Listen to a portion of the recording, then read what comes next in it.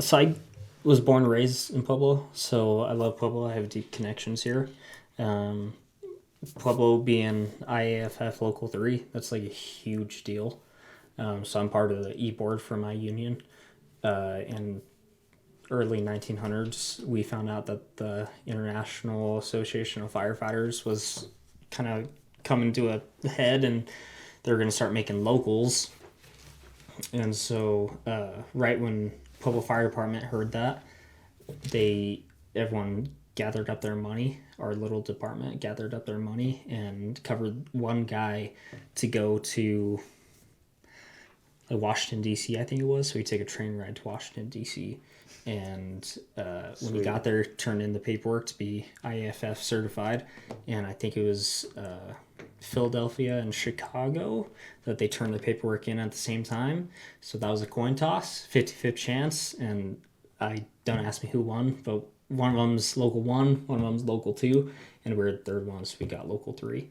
I read that. Yeah, so nowadays there's like local like 1,897. Mm-hmm. Like Pueblo was one of the founding members of IAFF as well. So like that's cool. it's a huge deal. Like if you go like to firefighter conventions shit, you say, yeah, I'm from local 3. They're like, holy shit, you're from Pueblo? Like Pueblo Fire Department is like known nationwide because we're such a low local.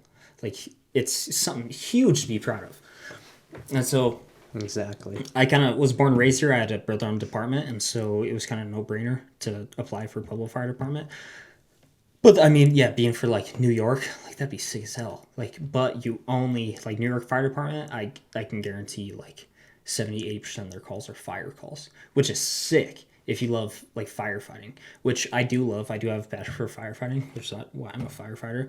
But like you said, 80-85% of Pueblo Fire Department is medical calls, and that's just because, like you said, most departments now. Kind of construction nowadays, modern construction is just inherently fireproof.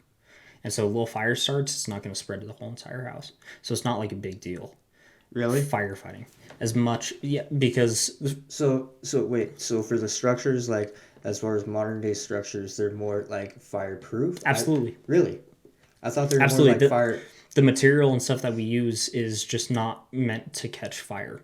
And so if it needs to catch fire, the room and contents needs to have a really big fire load to put out a lot of heat to catch that shit on fire, which is, and also they have early warnings like smoke alarms. Everyone has smoke alarm now, and then fire extinguishers, which are readily accessible, but also big, like for instance, my apartment that I live at, it's all sprinklered.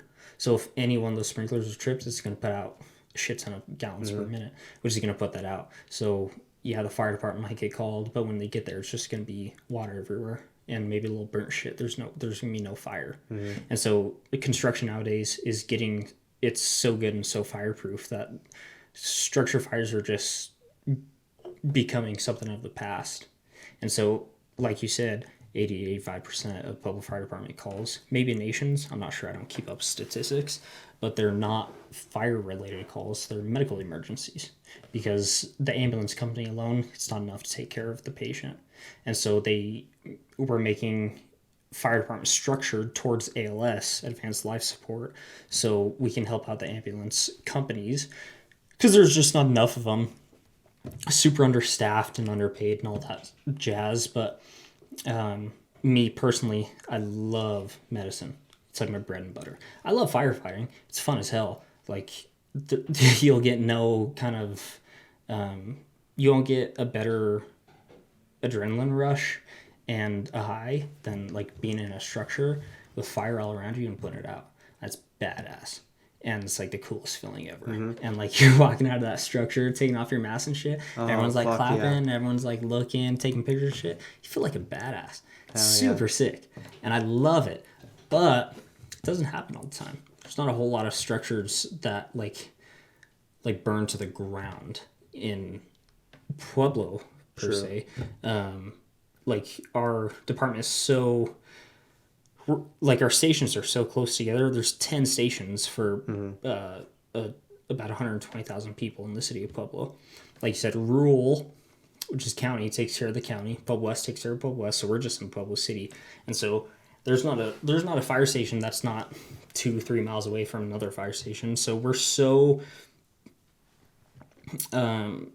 we're engineered to the Pueblo Fire Department. So when there's structure fire, we go there and there's no waiting for a second pumper or waiting for backup. No, that first engine, they're going in with a hose, they're putting out that fire.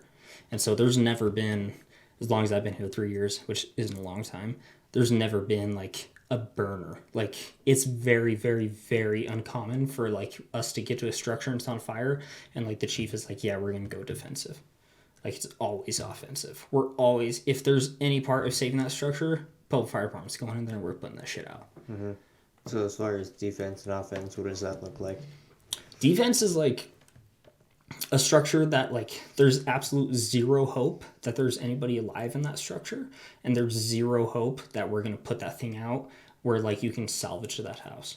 Like that's defensive. Like if we go in there, you're always looking at, so like you risk a lot to save a lot. You risk little to save little. So like if there's someone that we know is in that house that's possibly alive, you're gonna risk everything. We're gonna send the whole entire fire department to get that person out. So that's like offensive. Risk a lot to save a lot because there's someone in there. Kind of defensive. We know everyone's out of that structure and the whole entire place is on fire. Like there's no need to do a search because there's nowhere to search that's not on fire. Then we're going to go defensive because you're going to risk a little to save a little. Okay. We're not going to put firefighters' lives in danger just to save a burning house. If that house collapses and kills a firefighter, you risk a lot to save a little. So, I mean, it's not a big deal for a house to burn down. At the end of the day, life safety is the number one priority for firefighters and for the citizens of Pueblo.